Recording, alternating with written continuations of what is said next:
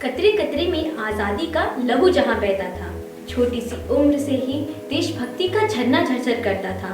तुम मुझे खून दो, मैं तुम्हें आजादी दूंगा का नारा जिसने देश के हर कोने में गुंजाया था, यह आजादी का वो परवाना था जिसका नाम सुभाष चंद्र बोस था। नमस्कार, मैं भारती तोमर, कक्षा नवम की छात्रा, आज आप सभी के समक्ष सुभाष चंद्र बोस जी के बारे में कुछ शब्द व्यक्त करना चाहती हूँ।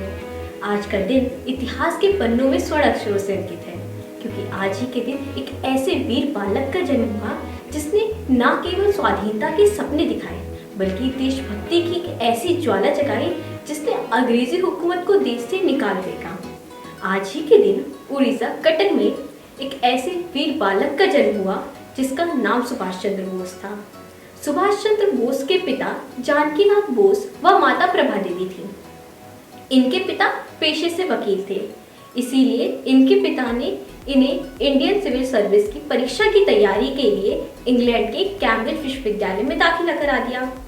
सुभाष चंद्र बोस ने सन 1920 में परीक्षा तो पास कर ली, परंतु सन 1921 में ये भारत वापस लौट आए और गांधी जी के असहयोग आंदोलन का समर्थन किया।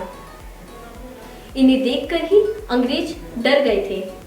वे जान गए थे कि सुभाष चंद्र बोस अगर थोड़े और दिन बाहर रहे तो भारत की आज़ादी ज़्यादा दूर नहीं है। सुभाष चंद्र बोस ही थे जिनकी जज्बे की अलग ही गाथा थी।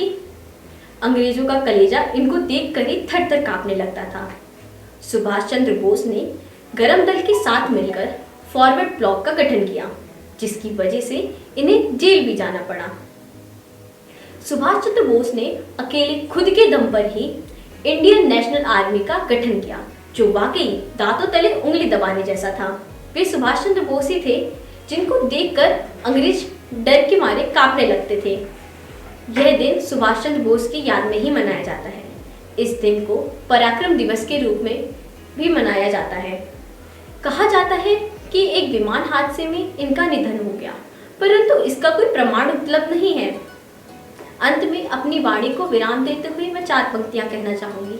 आओ सलामी दे उन्हें जो इसके असली हकदार है, धरती का हर एक कण उन्हीं का कर्जदार है। देश के ऐसे वीर को हम करते वंदन बारंबार है। भारत की महकता जिसकी वजह से ही यह गुलजार है। भारत की महकता जिसकी वजह से यह गुलजार है। जय हिंद, जय भारत।